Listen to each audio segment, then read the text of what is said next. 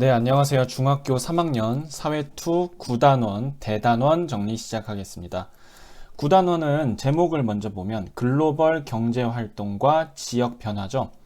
글로벌 전 세계에서 경제활동 세 가지로 크게 나누어서 봅니다.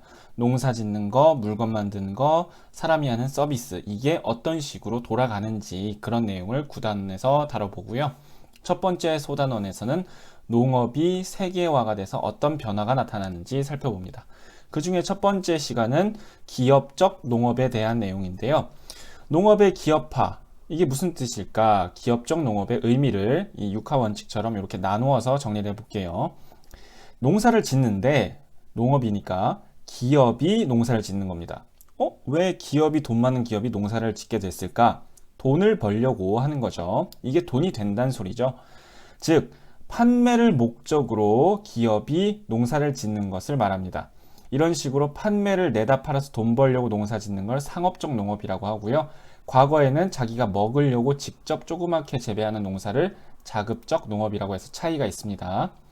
기업적 농업의 방법은요, 기업이다 보니까 자본과 기술이 많죠. 이런 걸 많이 투입해서 농기계와 화학 비료를 왕창 사용합니다. 그래서 대량 생산을 하고요. 이렇게 그림처럼 비행기나 큰 기계로 농사를 짓고 화학 비료를 많이 사용하는 그런 농업을 기업적 농업이라고 합니다. 기업적 농업의 특징 잘 보시고요.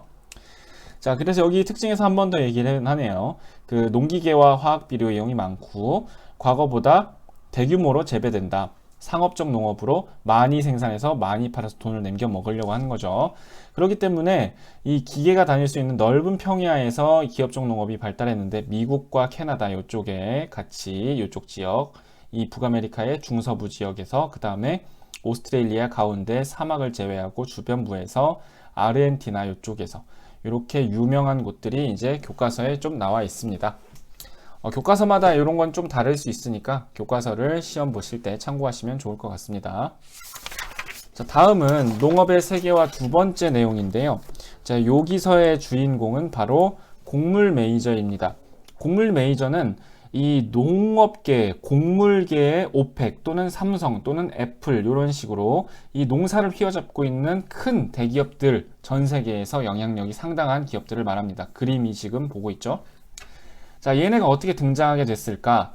농업이 전 세계가 하나가 되면서 국제 이동이 많아졌죠. 과거에는 국내에서만 사고 팔고 했는데 수입 수출이 많아졌습니다. 왜 수입 수출이 많아졌냐? 이 지난번에 방금 전에 배웠던 것처럼 기업이 농사를 지으니까 대량 생산을 하죠. 그러다 보니까 남는 게 쌓여요. 썩으면 버리겠죠. 그래서 이거를 어디다 팔까 고민하다가 해외에다 갖다 팔까 하면서 해외 소비 시장이 개척되고 하면서 전 세계 농산물이 하나로 이제 묶이면서 특히 이 세계화로 정보화가 되면서 이제 농업도 세계화가 점점 증가하는 그런 배경 속에서 곡물을 휘어잡은 전 세계 5개 대기업이 등장하는데 이 대기업들을 우리가 곡물 메이저, 메이저는 잘 나간다는 뜻이죠. 메이저리그 그렇게 부릅니다. 곡물 메이저가 뭐야? 전 세계 곡물을 휘어잡고 있는 5개의 탑5 곡물 대기업이다. 그렇게 보시면 됩니다. 다국적 기업. 자, 여기 그림 보면 지금 국가인데도 이 회사들한테 먹을 것 좀 주세요. 이렇게 지금 구걸하고 있죠. 전 세계에서 돌아다니는 곡물들 얘네가 80%를 다 가지고 있어요. 실제로. 그것뿐만 아니라 얘네가 씨앗이나 종자 또는 이제 저장시설, 항구, 선박 회사까지 직접 다 소유하고 있기 때문에 전쟁이 나거나 힘들어진 국가는 얘네한테 비싼 가격에 이 음식, 그 곡물을 구입할 수밖에 없는 그림이고요. 좀 더 정리를 해보면 곡물 메이저는 세계 곡물 시장에서 절대적 영향력을 행사하는 기업 상위 5개 지금 말했던 거고 영향력은 실제로 전 세계 곡물 유통의 80%를 얘네 5개 기업이 다 장악하고 있습니다. 그냥 곡물만 다 장악한 게 아니라 이거를 이제 내년에 다시 심으려면 씨앗이 있어야겠죠. 그런 걸 종자라고 부르고요. 항구, 저장시설, 선박회사 다 가지고 있고 특징, 얘네 이거를 무기화합니다. 그 석유 수출기구가 석유 자원을 무기화하듯이 이거를 무기화해서 자연재해나 전쟁으로 고통받는 국가에 이걸 비싼 가격에 판매하는 거죠. 얘네는 기업 이익이 최우선 목표입니다. 그래서 사실은 지금 전 세계에서 이 식량이 모든 배고픈 사람들한테 다 죽어도 남는 정도 이상으로 생산되고 있어요. 하지만 얘네가 그걸 다 주지 않는다는 거죠. 자기네가 가지고 있어야 얘네의 힘이 권력이 되기 때문에 얘네는 국제 식량 부족 문제를 크게 관심이 없고요. 오히려 악화시키고 있습니다. 왜 세계의 절반은 굶주리는가 라는 책에서 이 곡물 메이저들을 비판하고 있으니까 유명한 책이니까 한번 보시고요. 농업의 세계화가 많이 될수록 이 5개 기업의 영향력은 점점점 더 커지게 됩니다. 그런 내용을 이 2번째 내용에서 다뤄보고 있습니다. 자, 3번째 내용은요, 농업이 과거랑 변화 모습을 살펴볼 텐데, 먼저 첫 번째는 농업 구조의 변화입니다. 농업 구조의 변화는 뭐냐? 어떤 작물을 재배하는지가 먼저 변했고요. 그 다음에 토지 이용이 변했습니다. 이 2가지 모습 볼게요. 먼저 과거에는 우리가 먹을 거, 먹고 살 거, 배를 채울 거, 쌀이나 밀 같은 거, 이렇게 식량이 되는 작물을 식량 작물이라고 하는데 요거 많이 재배했어요. 비율이 높았습니다. 근데 요즘에는 요거 배를 채우는 것보다 팔아서 돈이 많이 되는 거, 이건 그렇게 크게 돈이 되지 않거든. 과일이나 또는 커피, 사탕수수, 카카오, 이렇게 달달하면서 사람들이 좋아하는 거 있죠. 그거를 호가 좋아할 호자거든요. 한자로 기호작물이라고 부릅니다. 과거에는 식량작물 재배가 높았는데 최근에는 팔아서 돈 벌 수 있는 상품작물이 뭐야? 과일과 기호작물, 이런 것들의 재배가 증가했다. 그러다 보니까 이것들을 키우는 밭의 모습도 좀 변했는데, 과거에는 집 뒤에 텃밭에서 쌀이나 밀가루뿐만 아니라 이렇게 먹을 이제 야채들이나 이런 채소들을 재배를 하고, 특징은 조그만 텃밭에서 여러 가지를 다 이것저것 재배했는데, 요즘에는 기계화가 되고 한 번에 기계가 쫙쫙 수확해야지 빨리 내다 팔고 할 수가 있겠죠. 그래서 넓은 면적에서 수확의 편의를 위해서 한두 개만 사탕수수 밭이 쭉 이어진다든지 바나나 밭이 쭉 이어진다든지 이런 식으로 변화했다는 겁니다. 근데 이게 문제점이 있는 게 식물도 병에 걸리거든요. 그래서 하나의 식물에 병이 걸리면 이게 쭉 넓은 농장 전체에 요즘에는 퍼지는 그런 병충해에 취약한 모습이 나타나기도 하고요. 그 다음에 우리가 식량작물이 우리 배를 채우기 위해서는 필요한데 너무 돈 되는 것만 재배하다 보니까 식량작물 재배지가 결국은 부족해지는 문제가 발생을 하기도 합니다. 다음은 농산물을 소비가 어떤 식으로 변했는지 볼 텐데, 우리가 어떤 걸 먹나, 이 과거랑 요즘이 달라졌다는 거죠. 요즘에는 농산물 시장이 오픈됐어요. 누구한테 오픈됐어? 외국에 오픈됐어요. 그래서 외국 농산물이 많이 들어옵니다. 근데 외국 농산물은 되게 저렴한 가격에 들어와 가지고 국내 농산물의 경쟁력이 떨어지고 있는 문제가 발생한다는 거죠. 자, 이거 왜 이렇게 오픈됐냐? 자유무역협정이라고 무역할 때 서로 관세, 세금, 통행료 매기지 말자고 서로 약속하면서 이렇게 개방이 됐습니다. 자, 다음은 이렇게 외국에서 물건들이 많이 들어오면서 이 배달 유통 시간이 오래 걸리게 됐어요. 그래서 오렌지나 이런 거 썩지 말라고 방부제 같은 거 주사로 많이 놓고요. 농약도 많이 쓰게 됐고요. 이러다 보니까 소비자 건강이나 환경에 나쁜 영향을 미치게 되겠죠. 자, 그리고 육류 소비가 증가하면서 이 우리가 먹는 소고기, 소입니다. 소가 사료를 먹는데 이 사료를 풀보다도 기업종 농업을 많이 하는 곳에서는 옥수수랑 콩을 많이 먹어요. 얘네가 한두 마리가 아닙니다. 소가 전 세계에 한 15억 마리가 있다고 하나 그 정도인데, 얘네를 우리가 많이 먹는 만큼 얘네가 옥수수 콩을 많이 먹기 때문에 사료 작물의 소비가 육류의 소비가 증가하면서 같이 증가하는 그런 특성을 보이고 있습니다. 자, 여기까지 해서 농업에 대한 얘기를 나눠봤습니다.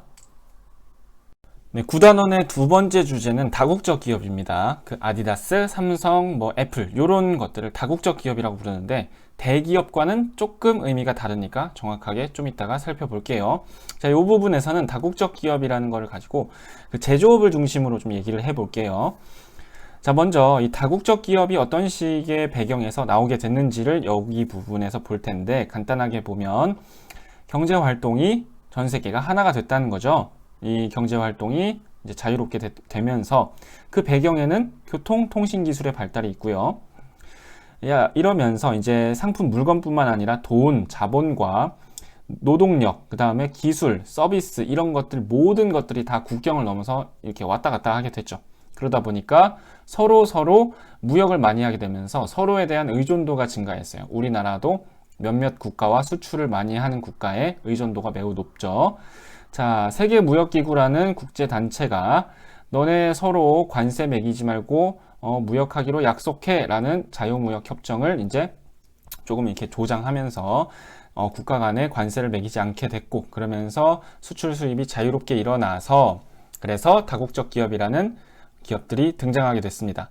얘 정의는요, 2개 이상의 국가, 우리가 이중국적자라는 표현을 쓰죠. 그런 것처럼 규모와는 크게 관련이 없이 원래는 2개 이상 국가에서 생산 및 판매 활동을 하면 활동하는 기업을 다국적 기업이라고 합니다.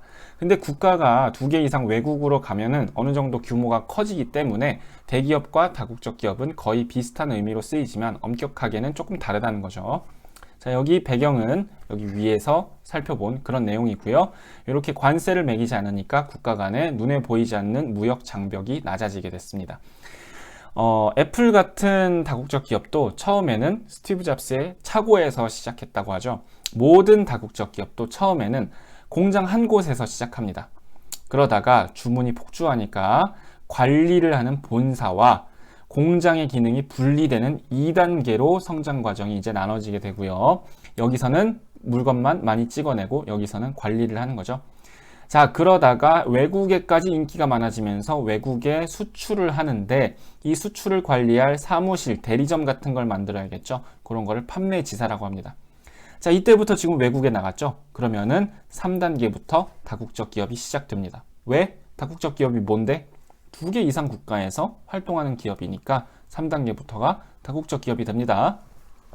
그러다가 여러 가지 이유로 아예 해외에다가 공장까지 지어버리는 경우까지 되면은 우리가 4단계까지 이르렀다. 연구소도 플러스 옵션으로 지을 수도 있고요. 그래서 공장을 짓는 게 4단계의 중요한 요인입니다. 공장을 짓는 이유는 좀 이따가 뒤에서 볼 텐데 이 외국의 나라들이 눈에 보이지 않는 무역 장벽을 다시 치는 경우가 있어요. 그러면은 외국으로 수출을 하면은 얘네가 관세를 많이 떼가네 100만 원짜리 파는데 30만 원이나 관세를 떼가 그러면은 수출을 하기가 좀 그렇죠. 그럴 때는 이 나라 안에다가 아예 공장을 지어버리면 관세 적용이 안 돼요. 그러니까 중국에다 수출할 게 아니라 중국에 공장을 지어서 거기 지역에다가 판매하는 거죠. 그래서 이런 관세를 피하려고 공장을 해외에다가 짓게 되는 겁니다. 여러 가지 이유가 있어요. 좀 이따 살펴볼게요. 자, 최근에는 이 다국적 기업들이 제조업뿐만 아니라 우리 앞에서 본 농업, 그래서 농업 분야의 곡물 매니저가 다국적 기업 탑5를 말하는 거죠. 그 다음에 서비스업, 이런 걸로도 많이 진출했습니다.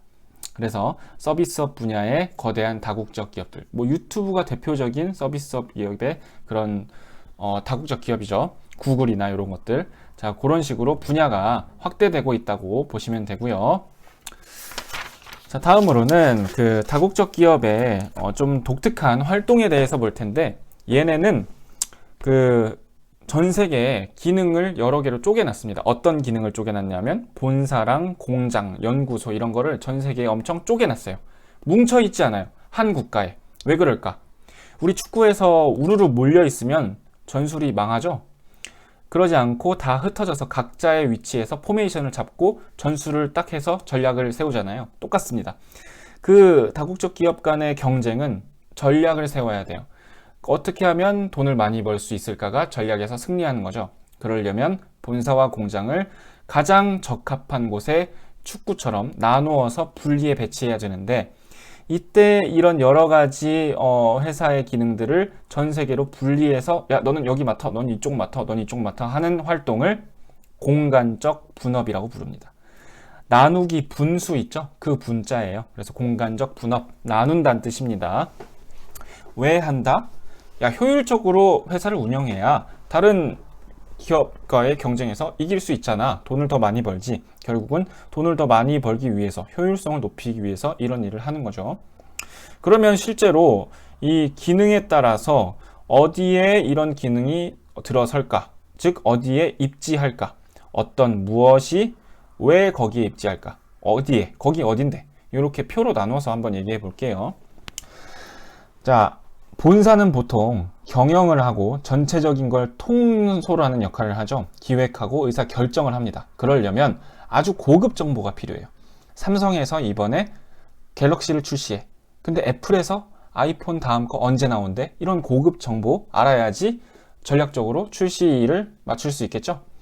풍부한 자본, 은행에서 돈을 쉽게 끌어올 수 있는 지역이어야지 이제 제품을 만드는데 회사가 원활하게 도움을 받을 수가 있습니다. 그런 곳이 어딘데? 돈 많고 정보, 고급 정보가 많은 곳, 선진국이죠. 그래서 본사는 선진국에 있습니다. 연구소는 기술을 이제 개발해야 되고 디자인 같은 거 하려면 얘네는 좀 똑똑한 사람이 많아야 돼요. 고급 인력, 박사 이상 교수 어디에 많아? 우수한 대학교에 많잖아요. 미국의 스탠퍼드 대학교, 뭐 영국의 캠브리지 대학교, 뭐 케임브리지 대학교, 그 다음에 뭐 한국의 카이스트 이런데 전부 다 이런 거는 선진국에 많습니다. 그래서 예를 들면 아디다스의 본사와 연구소는 다 주로 선진국에 입지하는 경향이 강합니다. 공장은 어떨까요? 공장은 원래는 이 위에 것만 보면 되는데 이게 약간 밑에 것도 요즘에 최근에 와서 생기고 있어요. 볼게요. 공장은 전통적으로 물건을 만들죠. 물건을 만드는 건 사람이죠. 사람의 월급, 그 다음에 그 공장의 월세, 임대료 이런 걸 가장 낮게 할 수 있는 지역, 나가는 생산 비용을 줄일 수 있는 지역, 월급과 월세가 싼 곳 주로. 그래서 공장은 전통적으로 개발도상국으로 많이 진출했습니다.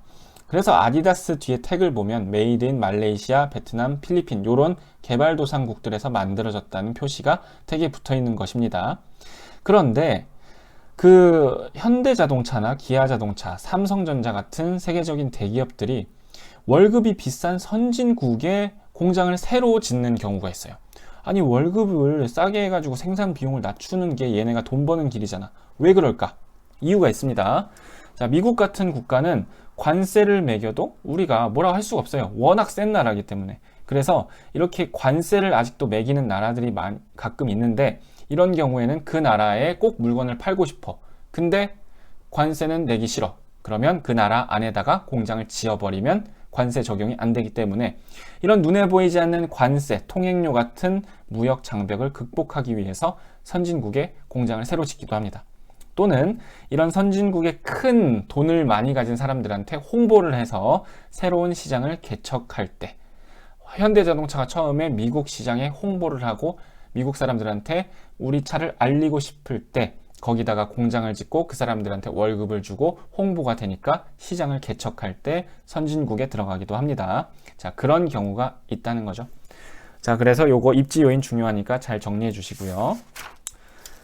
자, 이 다국적 기업의 제조업에 관련된 세 번째 내용은 이 생산 지역의 변화입니다. 무슨 말이냐면 다국적 기업의 공장, 이건 그냥 공장이 아니라 월급을 엄청나게 많이 주는 큰 공장이죠. 이게 계속 옮겨 다녀요. 왜 옮겨 다녀? 축구에서도 선수가 잘 못하면 감독이 교체를 하죠. 그리고 수비에 있던 선수를 미드필더로 바꾸기도 합니다. 이 축구장 안에서 위치를 야, 너 여기서 뛰어라 이런 식으로 옮겨주기도 해요, 감독이. 그런 것처럼 이 다국적 기업도 돈을 벌기 위해서 전략을 세우는 걸 제일 중요시하기 때문에 공장을 운영하는데 문제가 생기면 공장의 위치를 옮기는 겁니다.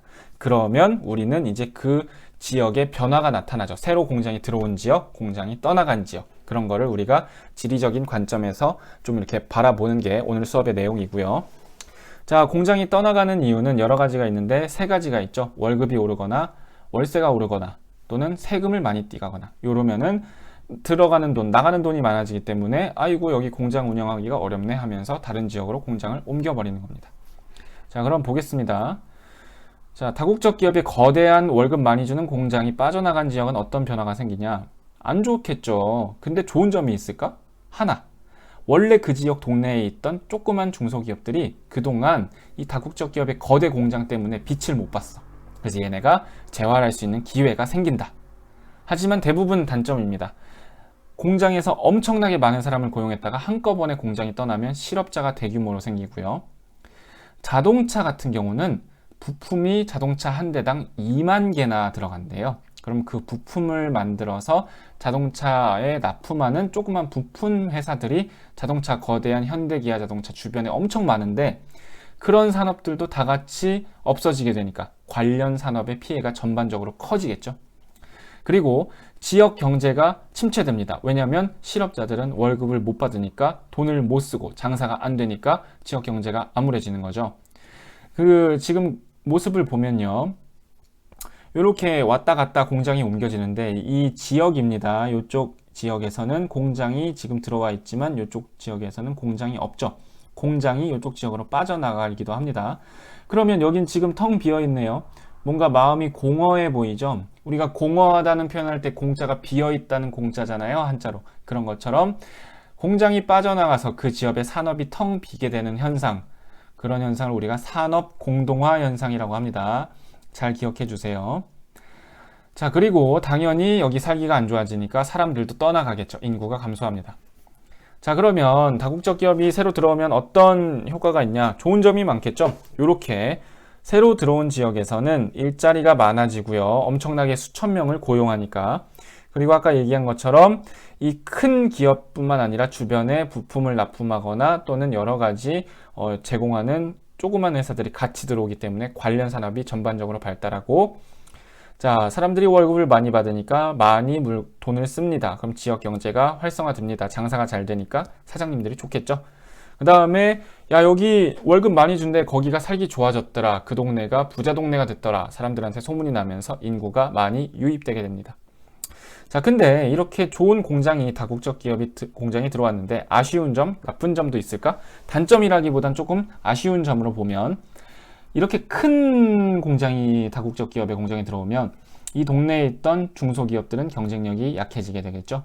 그리고 공장 오염물질이 이제 배출되면 환경 오염도 심해지는 경우가 있습니다. 특히 의류 공장 같은 경우는 폐수라든가 염색약 쓰면 그 다음에 천 조가리 그런 것들이 이제 하천이나 이런 걸 오염시키는 경우가 많고요. 그 다음에 세 번째는 다국적 기업의 공장이 월급을 많이 준다고 해도 거기서 본 돈의 대부분은 본사가 있는 국가로 송금해 버려요. 그러면은 이 지역 경제에 돈을 다 쓰는 게 아니네, 번 돈을. 그럼 과연 이게 도움이 될까? 이건 약간 세모라는 거죠. 그래서 약간 아쉬운 점이 조금 있다는 겁니다. 자, 여기까지 해서 다국적 기업 제조업에 대한 글로벌 경제활동의 내용을 정리해 봤고요. 자, 이 9단원의 세 번째 내용은 서비스업입니다. 서비스업이 어떻게 변했을까? 세계화가 됐죠.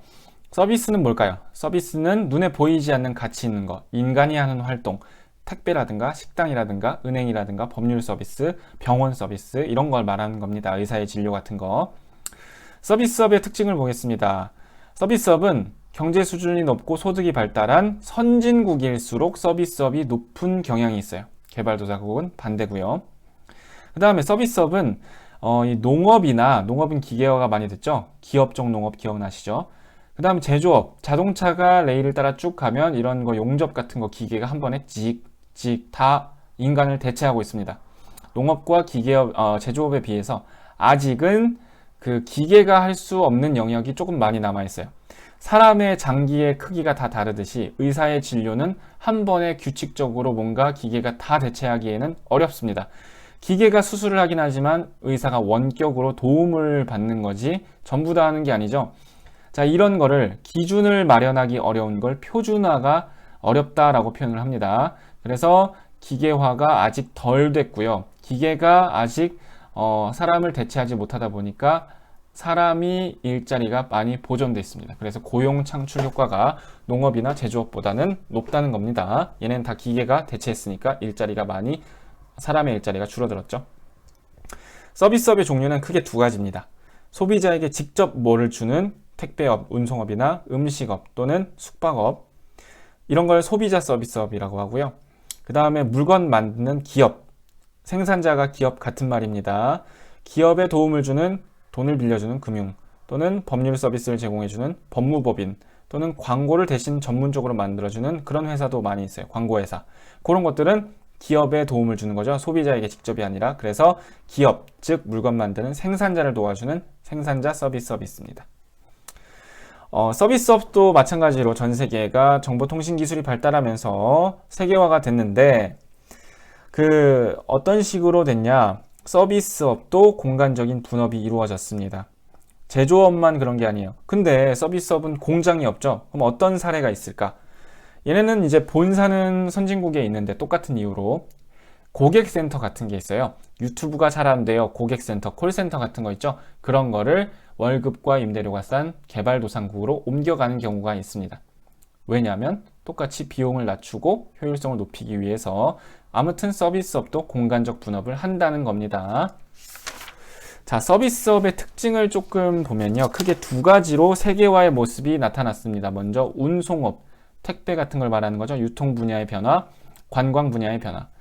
유통 분야의 변화는요. 우리가 인터넷으로 해외 사이트에 접속할 수 있게 되면서 해외에서 직접 물건을 해외 사이트에서 구매하는 경우가 생겨요. 자, 그런 걸 해외 직접 구매라고 하는데 이런 거 약간 불안할 수가 있어요. 명품을 사는데 400만 원짜리 해외 명품이 가짜 사이트면 어떡하지? 이거 안전하게 배송 누가 보장해주지? 불안이 생기죠. 그래서 최근에 해외 직접 구매가 늘어나는 현상 때문에 이걸 대신 구매해주는 전문 업체, 대신 배송해주는, 안전하게 배송해주는 구매 배송 대행 업체가 성장하고 있습니다. 트램비라는 회사가 요즘에 광고가 많이 나오던데 그런 게 바로 이런 회사에 해당하고요. 그러다 보니까 이런 유통산업의 일자리가 많아지고 있고요. 자, 그리고 특이한 현상 중에 하나가 우리 무신사 있죠? 무신사 같은 온라인 쇼핑 매장이 많아질수록 무신사 오프라인 매장 보신 적 있나요? 거의 없는 걸로 알고 있습니다. 오프라인 실제 매장을 가지고 있는 그런 사람이 직접 갈 수 있는 매장은 거의 없어지고 있다는 특징이 나타납니다. 자, 이 그림은 소비자가 직접 해외에서 구매하면 요거를 대신해주는 거, 구매를 대신해주기도 하고 배송을 대신해주는 전문 업체들이 등장했다는 겁니다. 왜? 불안하니까. 그죠? 다음, 관광업의 세계화는요, 교통통신의 기술이 발달하는 거는 물론이고, 우리가 예전보다 월급도 많아지고, 노는 날도 많아졌어요. 예전에는 우리나라도 일주일 중에 6일을 일했어요. 학교도 6일 갔어요. 근데 이젠 5일 가죠.